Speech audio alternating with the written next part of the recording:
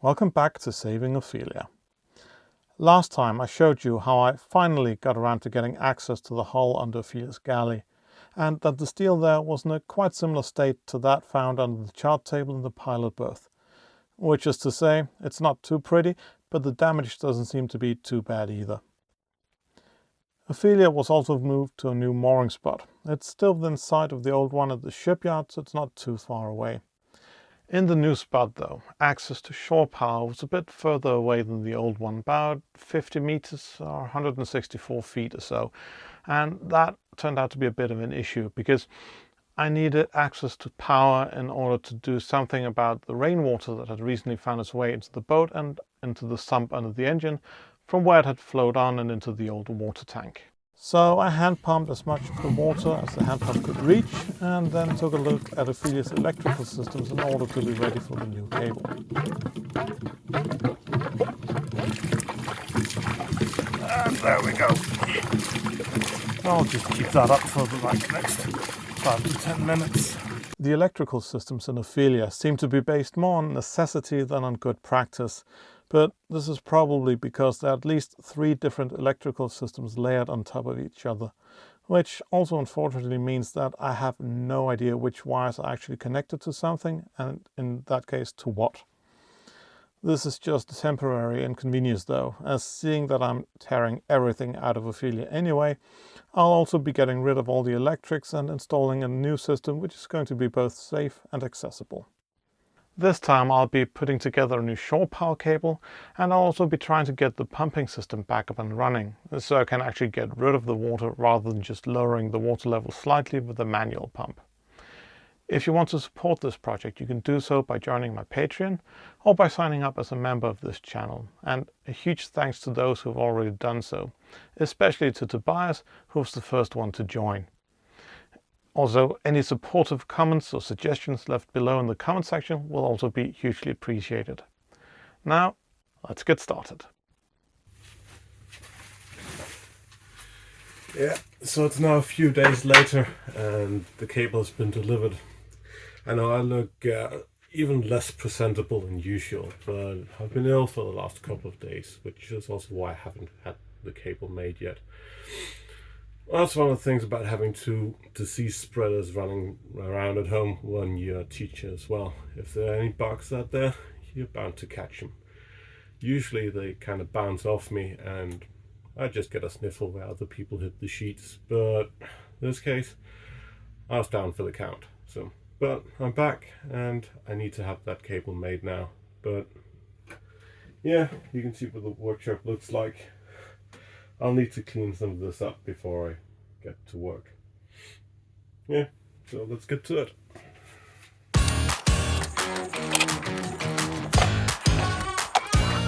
I don't need to clean up everything, just need to make enough space so I can kind of move around and get things done here.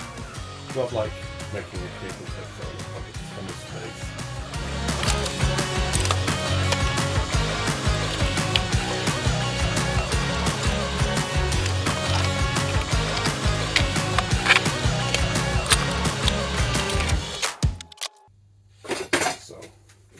I think that should just about do it, so I'm going to pick up the cable and then we can get to work.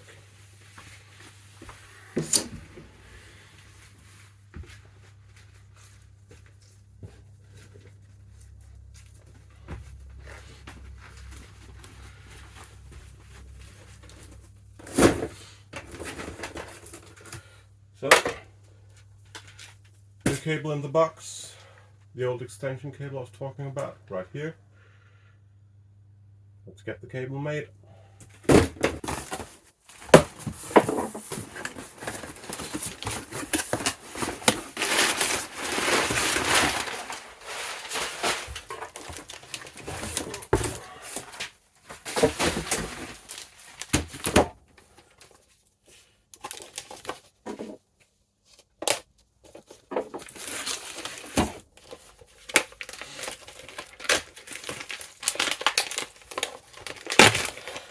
50 meters, 1.5 square millimeters copper wire in here. 3 conductors, I think. Let's see.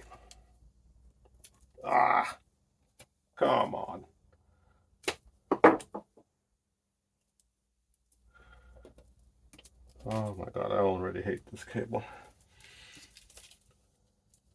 Rubber cable should be able to withstand the weather and lying around the dock sides. Should. Well, let's see. It was around 50 euros or so, I think.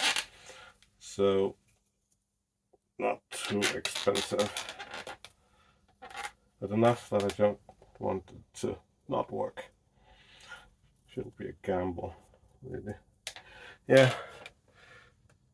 3 1.5mm conductors, or conducting wires. This should be plenty. Should be good for up to, I think, 10 amps. And I'm gonna pull nowhere near that, so should be good. I should probably take this apart, the old cable.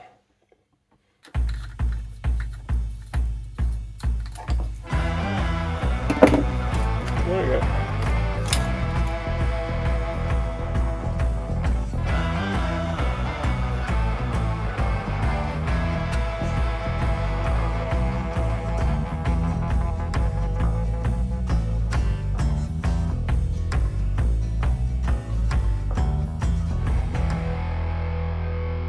So, those are the parts. Female plug, and its connectors. Male plug, also connectors. Supposed to be waterproof, but yeah, there we go. This rubber sheeted cable, so gonna be interesting to see how cooperative it's gonna be. If it's just gonna clean off, or if it's gonna affect me all the way.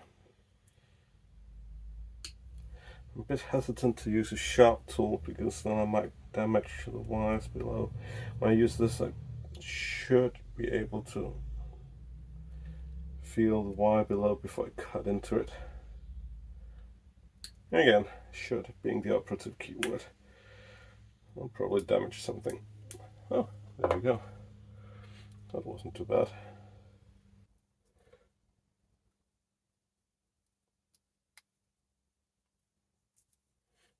Not perfect, but good enough, I hope.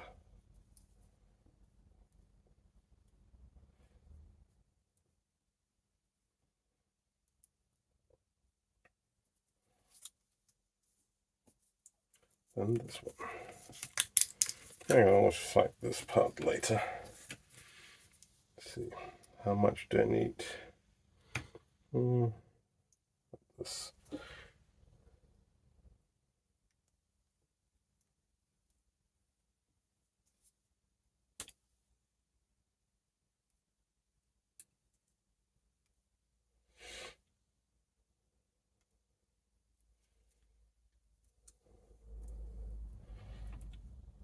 One. And then twisting so it doesn't fray. At least that's what I've been told you need to do.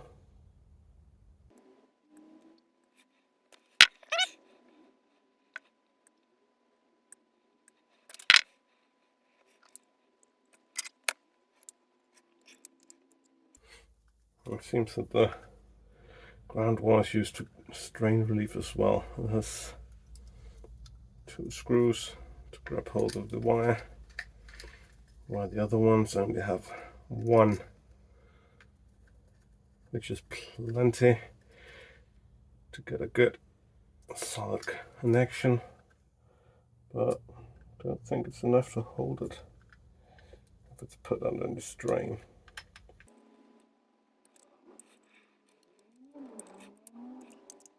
There we go, that's the electrical part. Then we have this one, slot into place. Find the right spot, there we go. And locked. And we just need to get this one.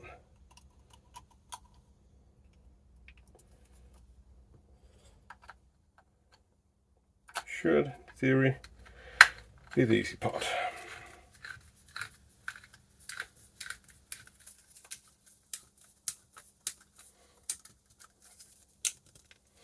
There we go. One now end sealed up and waterproof. Well, to a certain extent, of course. 16 amps is what this plug is designed for. Wire, good for 10 amps, and I'm gonna draw significantly less.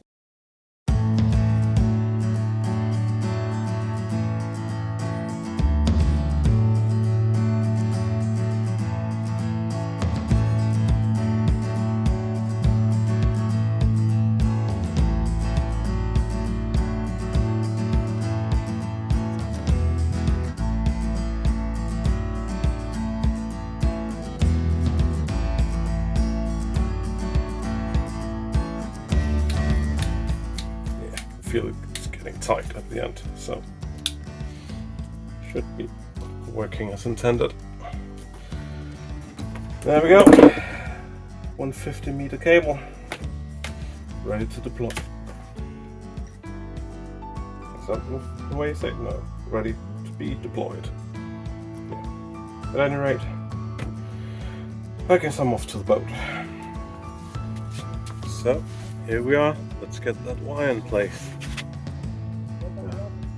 That's a long way. Not really, but feels like it.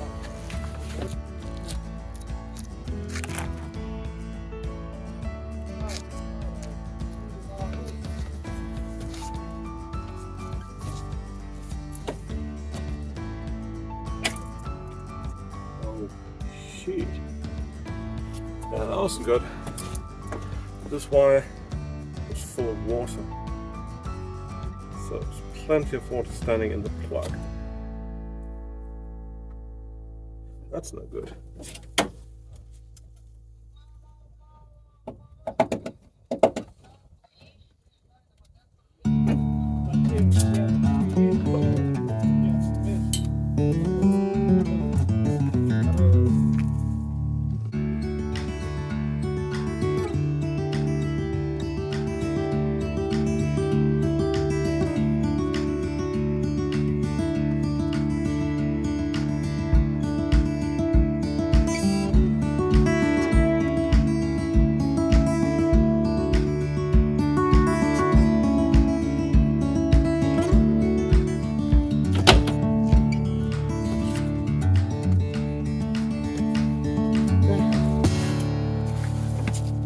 There we go.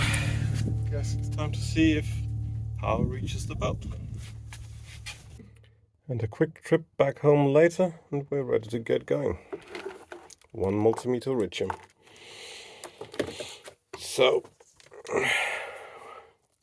seems that I need to check out this piece of wiring. This should run to the pump, and well, at least I can see wires that match it going under the water down here. So I assume that's into the pump, and that might be the issue, the power here. Could also just check up here, of course, because if that one doesn't put out 12 volts, then that's the issue. Okay, so I've turned on the power, so we should have 220 coming in here, 220 volts.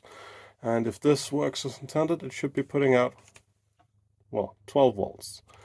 And up to 20 volts DC. Let's see what it says.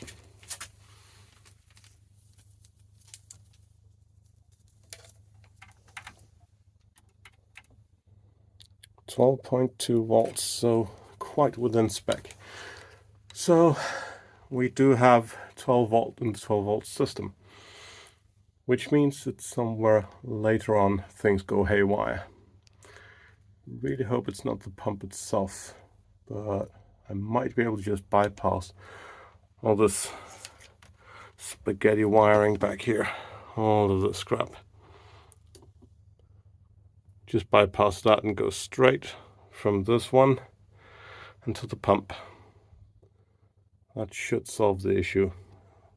if the pump is working, of course.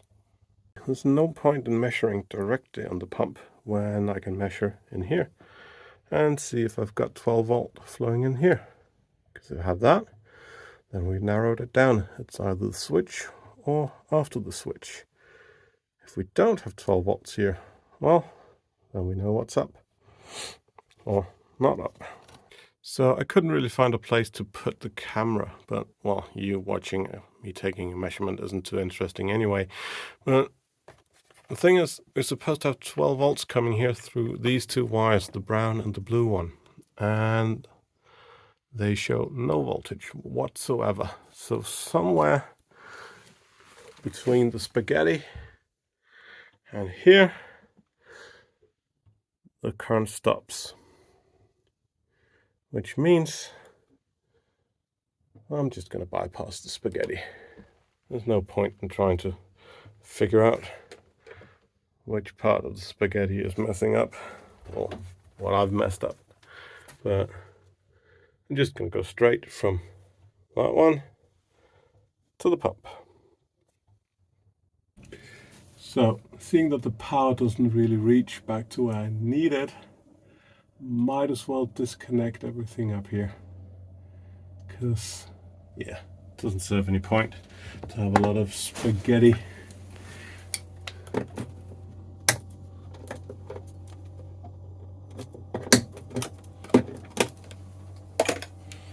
Oh, might turn off the power before I work back here.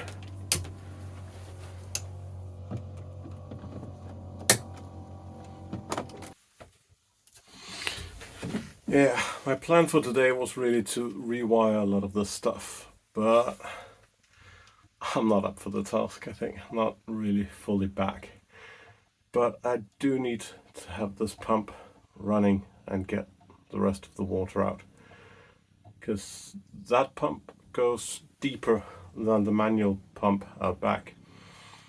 And seeing that I'm not going to be able to check up on this boat tomorrow, well, I want as much water gun as possible. So I'm guessing, well, we have two wires here.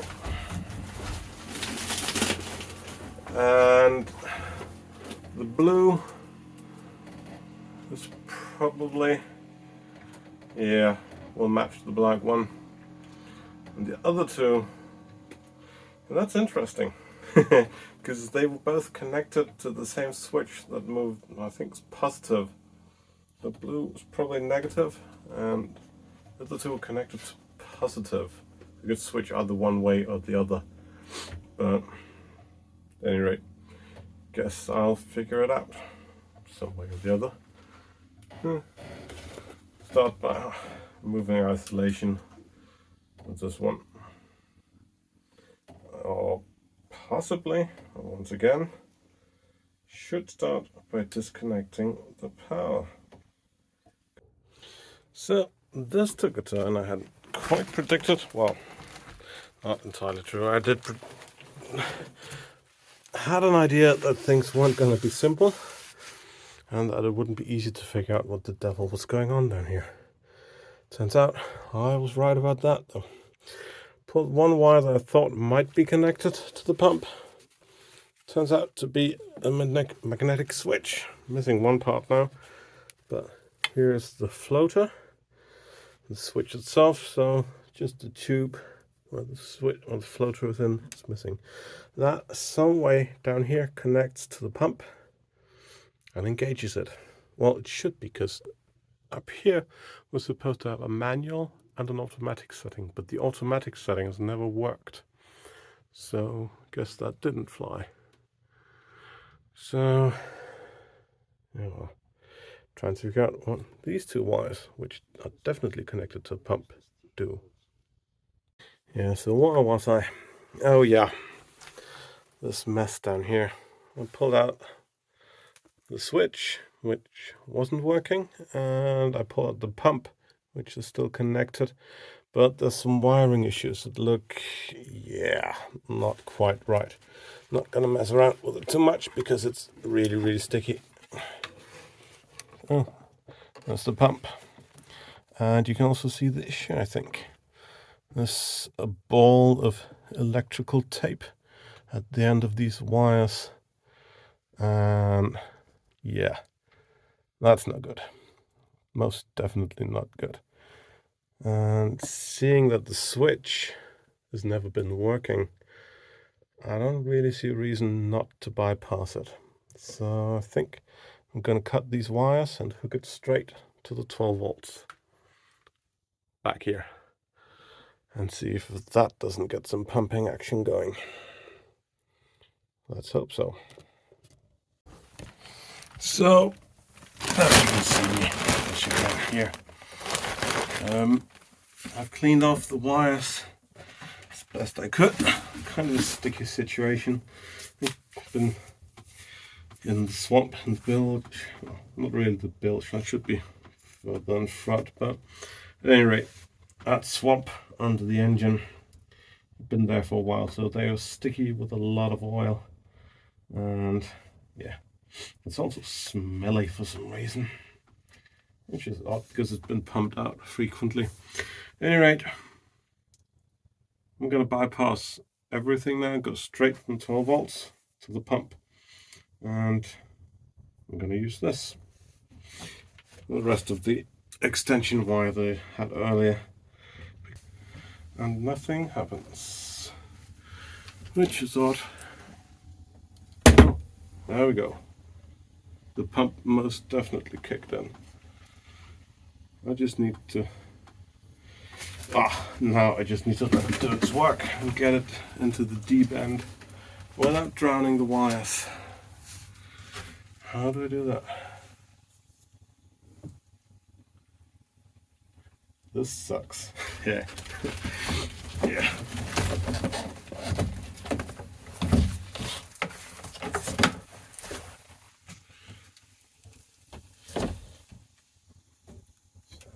Do I have anything? Guess I could. No. Not gonna use the crowbar because that will just start rusting. I don't want to do that.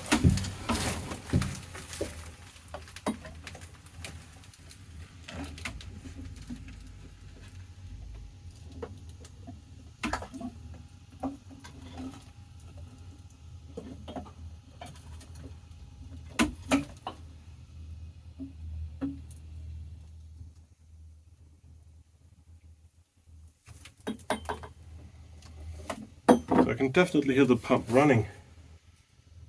Can't hear any water outside though. I guess I'll have to check. No water outside. So maybe the wires are connected wrong. Kinda doubt it, but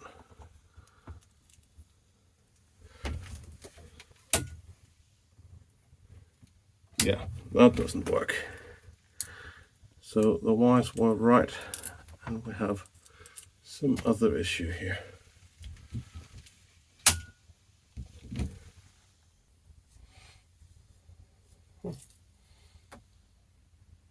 Japsco 450. Japsco, as far as I know, is quite a good company. So, yeah, it's coming loose, all right.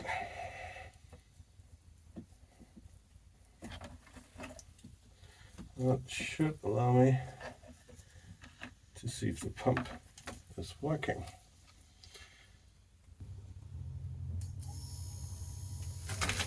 Yeah, it's running. That much we knew.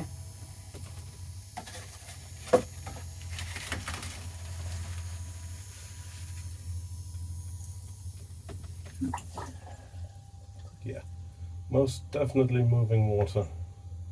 So the pump isn't the issue, which I guess is good news.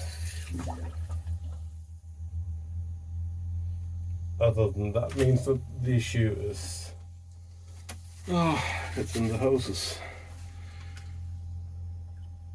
which is not good news. Actually quite annoying news. But fixable news. So I guess it's worth trying again and perhaps letting the pump run a while. Sometimes it's taken a bit. I didn't really think about that earlier, but it usually takes a while before the water starts running out the other end. So I guess I give that a go. You can see that this will definitely all need reorganizing. New hoses and stuff like that. Also, the hoses have been used out way too big. Well, some of them are way too big, some of them are way too small, and they've been trying to make them fit. Let's see. Pump is in place. Into the water with that.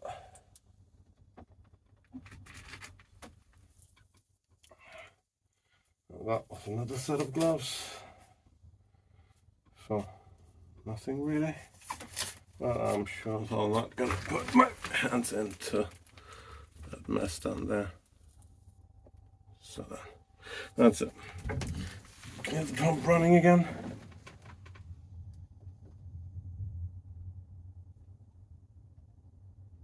You can hear water moving around, so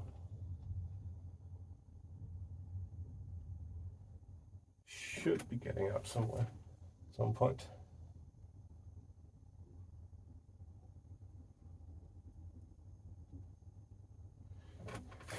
Waiting, not my favorite discipline. I guess it can't be helped in this case.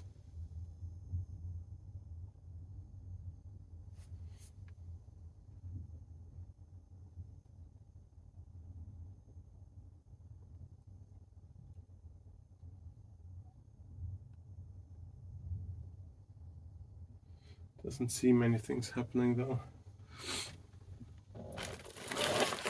So the water should be, it's being picked up by the pump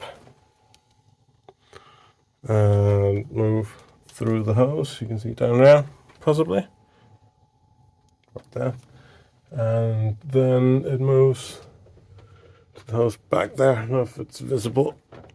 Oh yeah, it is. Just back and through the pipe and out.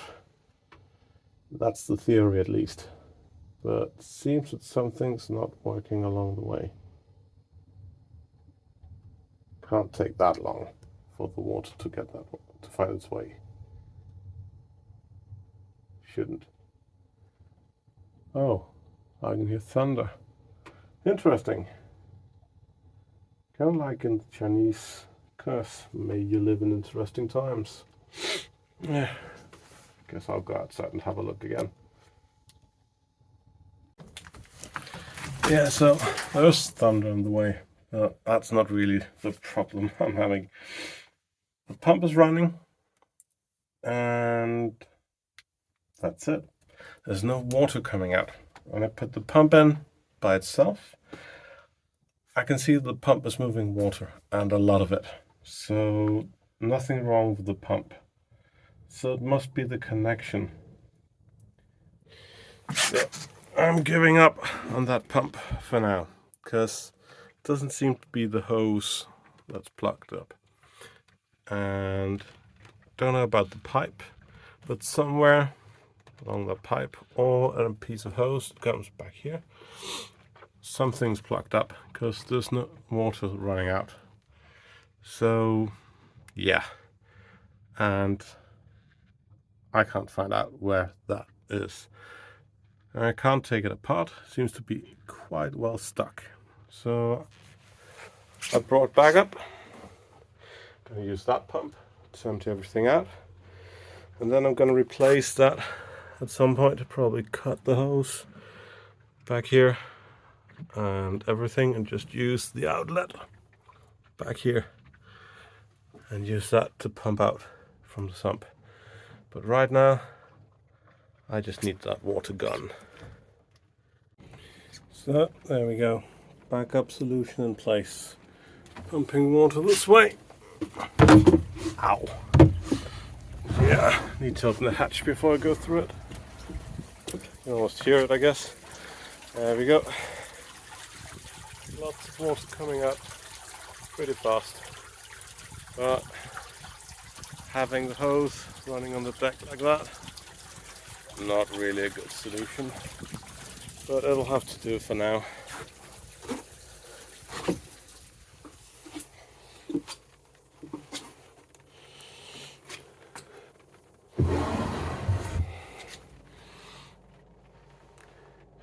Water sinks rapidly. Not really visible on the screen, I guess, but it's going quickly. So while I was at it, I might as well just pump out the water tank. It started slurping a few times already, so it must be near the bottom. But doesn't really mean much because, as we've seen earlier, it's a couple of tanks really that are connected, and the other ones drain into this one. So I'll have to leave it pumping for a while to make sure I've gotten everything. Yeah, can't see much. So that was it for this time. Please leave a like and subscribe if you haven't already done so, and I hope I'll see you again next week for some more gentle deconstruction and a status update on where we are with Ophelia and what we've learned about her state so far. So, until then.